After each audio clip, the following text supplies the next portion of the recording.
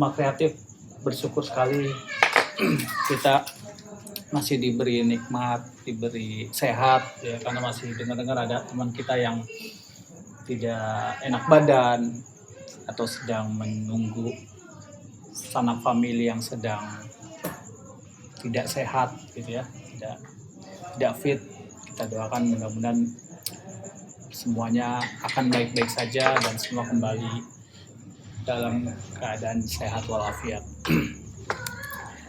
Ya, teman-teman, sebelum sesi kita ini sebenarnya sesi terakhir gitu ya, sesi terakhir di mana kalau menurut agenda tidak ada materi yang spesifik gitu ya.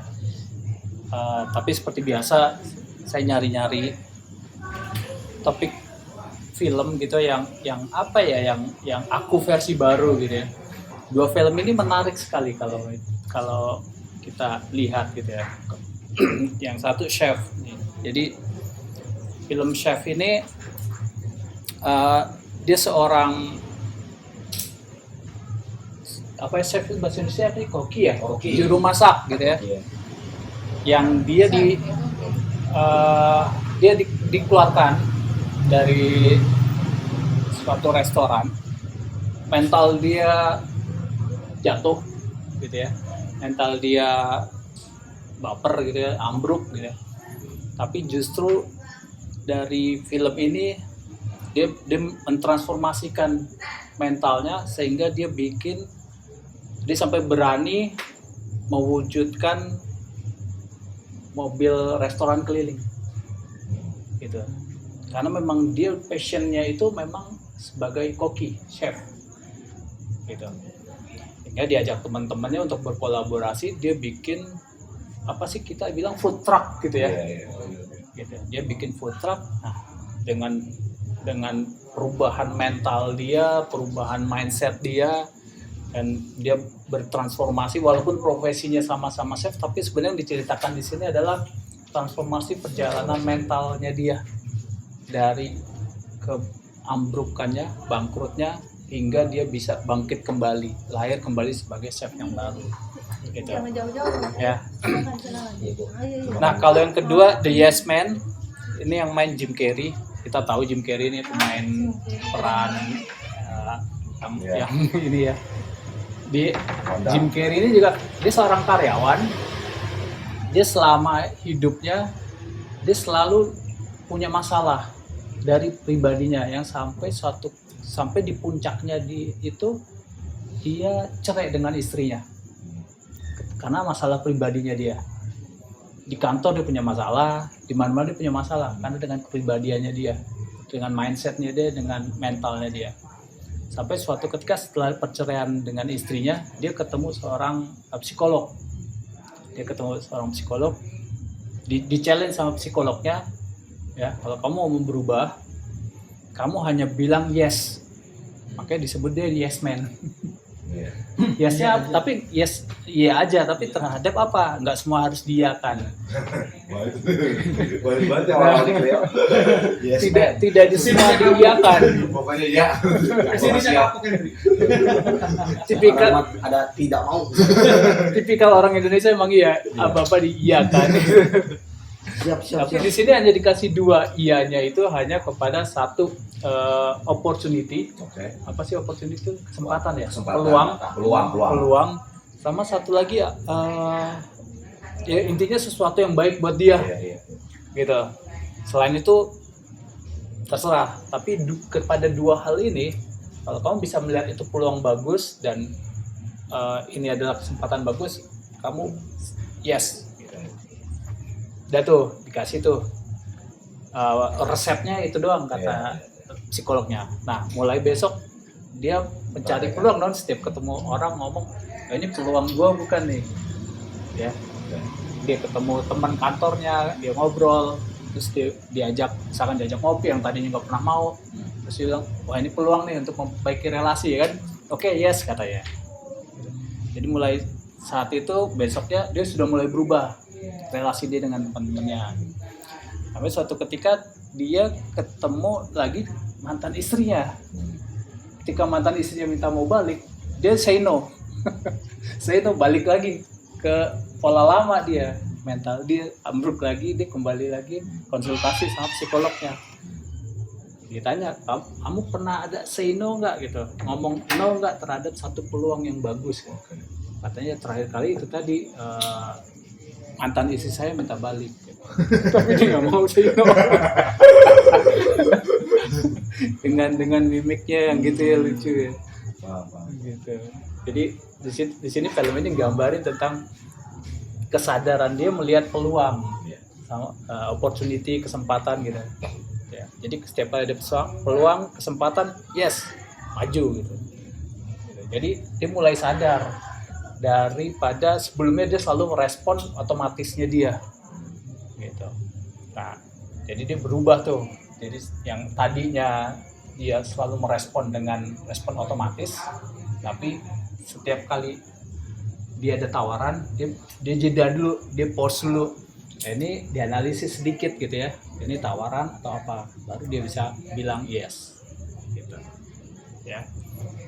Nah, ini makanya dua film ini bisa diambil contoh untuk aku versi baru gitu. Ya. Nah, sebenarnya sih sesi ini saya nggak punya materi yang spesial gitu ya. Malah justru tadinya kalau ada tapi dengan yang ada aja saya pengen nanti ada evaluasi gitu ya. Saya mau ada evaluasi tapi mungkin sebelum evaluasi saya mau mungkin ada yang mau bertanya dulu. Wahid, Andri, Dodi atau Ipeng? Belum ada yang mau ditanya dari materi-materi yang sebelumnya? Aman sih ini. Wahid karena ketinggalan 2 sesi, tapi mungkin nanti bisa review lagi ya dari ini. Yang apa tes berapa? Yang 40 pertanyaan itu kapan kita besok kita bahas ya, minggu depan? 40 pertanyaan kemarin. Oh.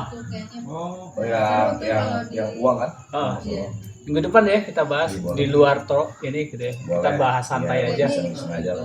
Ya. Bagus deh kalau kita ini. Kita bahas santai aja gitu. Karena kan yang 40 pertanyaan tentang mindset uang itu Diskusi sih, diskusi kan aja. sebenarnya kan pendapat beda-beda ya. Bisa saya mah 110 ya Pak. Oke. Biasanya saya itu saya tanya-tanya dia kan ada di slide itu kan. Jadi saya suruh dia 110 Oh, ya. dia 110 keren dong.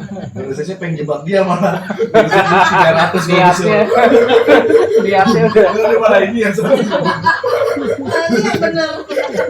beneran dia sama gua. Iya. karena yang saya dapat tentang dari 40 pertanyaan itu sebenarnya bukan masalah skor bagus atau jelek. Iya. Karena bisa jadi skor bagus rendah maksudnya ataupun skor tinggi, ini bukan masalah. Kalau kemarin kan dibahas ini berlimpah, ini enggak. Ya. Sebenarnya bukan itu juga, yang itu kan makanya saya bilang itu hanya interpretasi. Betul. Ya, itu hanya interpretasi. Interpretasi itu bisa berbeda, gitu ya. Ada faktor lain. Tapi yang ingin saya tekankan di sini adalah setiap pertanyaan itu nanti refleksinya ke kita, apakah belief mindset tersebut itu menghambat atau membatasi kita gitu. Bukan masalah benar atau salah, bukan masalah setuju atau tidak sebenarnya, tapi yang dicek nanti sebenarnya apakah belief itu menghambat kita atau membatasi kita gitu. Kalau itu menghambat, artinya menghambat kesuksesan atau membatasi kita dari mau maju sukses gitu ya. Nah, itu perlu, kalau sadar perlu diganti gitu. Tapi kalau tidak menghambat, artinya memberdayakan ya, empower kita, artinya kan bagus gitu. Artinya dengan belief itu oke, lanjut, kita bisa lanjut walaupun setuju, tapi itu buat kita lebih berdaya, kita lebih punya power gitu. Tapi kalau di satu sisi kebalikannya kita malah terbatas gitu ya, kita jadi kayak terikat, kita mau melangkah tapi takut gitu ya. Nah, itu artinya kan membatasi, ya kan, mindset itu artinya membatasi. Nah, itu yang perlu diperbaiki gitu ya. Oke, sebenarnya saya sudah, kalau gitu gini aja deh, kita agak loncat sedikit ke sini.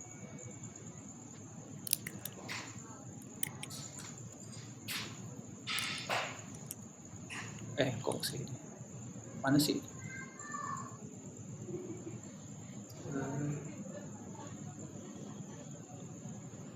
Oke ini. Oke, ribet ya. Jadi karena ini sesi terakhir, rebirth itu artinya lahir kembali. Kalau teman-teman tahu ya siapa ini? Mahatma Gandhi ya. Jadi rebirth itu sebenarnya bukan sekedar apa namanya dia, kalau Mahatma Gandhi bilang setiap malam ketika saya pergi tidur saya mati gitu ya. Dan besok paginya saya bangun, saya lahir kembali. Jadi sebenarnya setiap hari kita saya udah pernah diskusi sama siapa ya, sama Ibeng kali ya.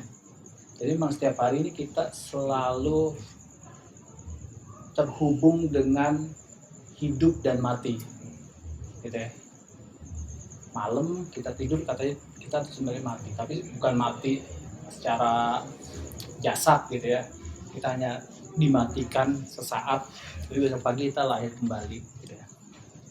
Sama begitu kita nafas, kita menghirup dan kita melepaskan udara, itu juga urusan hidup dan mati ya kan. Begitu kita lahir, misalkan bayi ini lahir keluar dari rahim ibu ya, mungkin nanti bisa dikoreksi. Kalau bayi lahir pertama kali keluar kan paru-parunya dia mengembang ya, makanya dia itulah nafas pertama, karena paru-parunya baru mengembang kayak balon ya, makanya dia nangis karena sakit, ada perubahan tekanan di paru-parunya yang tadinya kayak balon belum ditiup gitu ya, rapat. Tapi begitu dia lahir keluar dia perlu menghirup udara, makanya dia mengembang paru-parunya. Itu nafas pertamanya dia ya, makanya nangis. Ketika manusia meninggal, dia menghembuskan nafas terakhir. Kalau lahir pertama menghirup nafas pertama, ketika meninggal menghembuskan yang terakhir. Jadi itu memang gambaran proses dari lahir sampai mati. Setiap detik, setiap nafas, setiap hari itu sebenarnya kita diingatkan antara hidup dan mati. Ya, kita diingatkan dengan rebirth. Bahkan sehari saja nih sel kita ada 300.000 sel yang mati. Tahu dari mana? Kalau mandi sering nggak ada daki di sini atau kulit kita yang rontok gitu ya, atau rambut. Ini kan sel-sel kita mati. Rambut rontok tuh sel kita mati. Kita sabunan terus keluar lemak-lemak dari kulit kita, itu sel-sel kulit kita yang mati. Tapi nanti kan lahir kembali sel yang baru. Jadi setiap saat memang proses hidup dan mati setiap detik gitu ya. Gitu. Itu yang dimaksud dengan rebirth gitu. Tapi yang kita maksud di sini rebirth ini luas sekali. Yang di sini yang kita ingin capai adalah kita nanti nggak sekedar punya identitas baru, bagaimanapun juga bukan identitas lama kita diganti, enggak gitu ya. Tapi di sini yang diinginkan adalah kita experience itu mengalami transformasi pikiran, body and soul. Pikiran yang kalau kemarin tiga itu ya, pikiran, hati dan tindakan gitu ya, mind, body and soul. Itu mencapai level yang tertinggi gitu ya, the higher level of consciousness and love. Jadi the death of yesterday ya, kematian ya, adalah kelahiran besok hari gitu, hari ini gitu. Ini luas banget tentang rebirth ini teman-teman. Jadi perlu dipahami, kita bukan lahir kembali sebagai bayi, bukan itu, tapi yang di sini adalah lahirnya kesadaran baru